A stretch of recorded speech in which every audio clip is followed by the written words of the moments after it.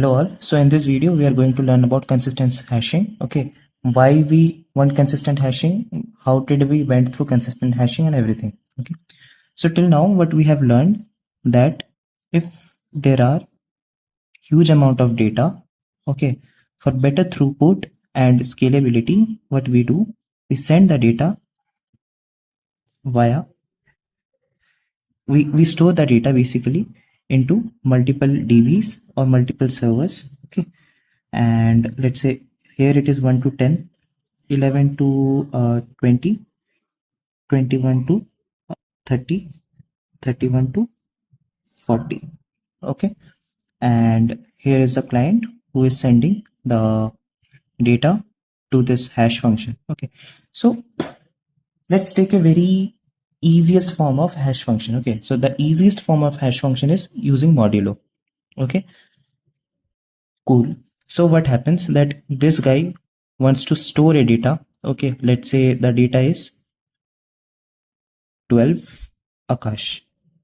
Okay, we send this 12 via hash function, which is basically modulo. So 12 modulo 4 equals to 0. Okay, so this is database 0, this is database 1, this is database 2, this is database 3. So as the answer is 0, so this data goes to 0. Okay, then again there is another client who wants to say that I want to store a data whose modulo is, let's say, 13. The answer is messy. Okay, MESSI, messy. Okay, so 13 modulo 4 equals to 1. Therefore, the data goes to here. So what were the problems with the hash function? The problem with the hash function was that what if there is a data which is like you like read or written by many users. So for example, Messi is a very famous person, okay, and his data is like used by many people. Okay, so this database basically becomes the hotspot. Okay, first problem. Second problem is like what if this database goes down? Okay, or we just like intentionally remove this database. Okay, so previously what was happening that 12 percentage 4, sorry, 12 modulo 4 was equals to 0, right? But now 12 modulo 3, as we have removed this database, it became 3. Okay, so 12 modulo 3 is what? This is also 0, lucky. But 13 modulo 3, it's 1. Okay, again lucky. But in some cases, okay, when the modulo was 4, it can be like 2, but when the modulo is 3, it can be like 1. Correct. So previously it was stored in, for example, this database, but now it goes to some other database. Correct. So let's say there is a number with whom the modulo is 4 and it was stored in this database. Okay, but now when it's moduloed by 3, okay, now it goes to this database, but actually this database doesn't have this data. Correct. So these are the problems with hash function. So what did we do? Okay, so what we did, let's say this is a circle. Okay, and all the dbs are actually stored I mean pointed in this circle as per a hash function. Okay, so let's say it is h of f hash function. Okay, so this db basically points to here, this db points to here, and this db points to here. Okay, now whenever a client sends a request, okay, its data is also like processed by a hash function, let's say h of something only. Okay, so what we do in this database, in this circle, actually basically we go clockwise. Okay, any operation we do clockwise. Okay, so whenever Akash was sent, whose modulo was 12, okay, so the 12 percentile 4 becomes a 0. So let's say it comes here. Okay, so who will serve this data?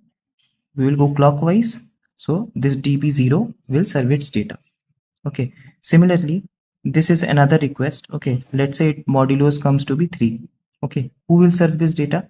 Again we will go clockwise, whoever comes first, so this db, so let's say this is 1. Okay, this db will serve its data. Again we got a client who sends something and the modulo comes to be like, let's say 5. Okay, who will serve this data? It will go clockwise, and this DB comes into the picture. So he will solve the he will store the data. Okay, how does this solve the problem? Okay, before solving the problem, what if like this DB is removed? What will happen? Now this data will be served by who? This data will go and it will go point to this database. Okay, so this database will serve the this this 12 data also. Okay, so now if this DB is intentionally removed, okay, this guy's data will also be stored in this DB, and this guy's data will also be stored in this DB. So now previously it was serving only one request, now it is serving two requests. Okay, so is this a happy condition? Okay, so at least we got out of one of the problem, which is like who will serve the next data, and will the data get screwed? No, the data won't get screwed. As soon as this data is removed, all the data will be shifted to its next database. Okay, before removing this database, what will we do? We'll shift all the data to its next database, which is basically this. Okay, so now whenever the client sends any request, okay, it will go clockwise and this guy will serve the request. But again the problem is, so what we do, okay, let me just redraw the picture once more. Let's say what we do in this case, for positioning the database inside this circle, we use two hash function. Okay, one is h of something, one is h of one dot something. Okay, so when we use two hash functions, so here you can see like it is a rough example. db0 is once over here and once over here. Similarly, db1 is once over here and once over here. Okay, db2 is also once over here, and where is second time the db is so yeah, once over here. Okay, so db2 is once here, once here. Now whenever there is a request, okay, there is a client who sent a request. Okay, so we go clockwise, we found db0 is the one who is serving this. Okay, now here also there is a client, okay, who sends the request. db1 serves its request. Okay, and here was one client, okay, who sends a request. Okay, it comes over here, so db2 serves its request. Now let's say we intentionally remove dbb. If we remove dbb, okay, this block is gone. Also, this block is gone. Correct. So what happens? Now this request will be served by db2, whereas this request will be also served by db2. But in, let's say, hash function was arranged in such a way that here it was db0. Okay, so this function will be, this request will be served by db0. Let me like make more of hash functions, okay, and then explain it. Okay, so here we have like three hash functions. Okay, so db1 is once over here, once over here, okay, and once over here. db0 is here, here, and here, and db2 is here, here, and here. Okay, so let's say there was a request. Okay, it came over here. Okay, it came over here, so it will be served by db1. Here was a request. Okay, and it is served by db0.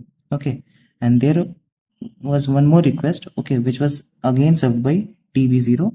And let's say there is one more request over here which is served by db2. Okay, now we intentionally removed db1, so this guy is removed. There is another db1, this guy is removed, and this guy is removed. Okay, now what happens, that this request is still served by db0. Okay, but this request is served by db0. Okay, this request is served by next db which is present in the circle in clockwise manner. So this is served by db0, and this request is still served by db2, and this request is still served by db0. Okay, so what happens over in this kind of situation is like the load is equally distributed between db0 and db2 even if db1 is removed. Okay, so the fear of hotspot is also removed, and fear of like who will serve the next request is also removed. And why do we use this data? So let's say there are 4 dbs. Okay, db0, okay, db1, db2, okay, and db3. Okay, even if db2 is removed, this whole part is removed. Okay, this load will be basically equally sent to each of the db. So let's say this much portion went to db3. Okay, this much portion went to db0, and this much portion went to db1. Okay, so equally it got adjusted. Okay, it got equally adjusted. So let's say this was previously db2's data, this one was also db2's data, and this one was also db2's data.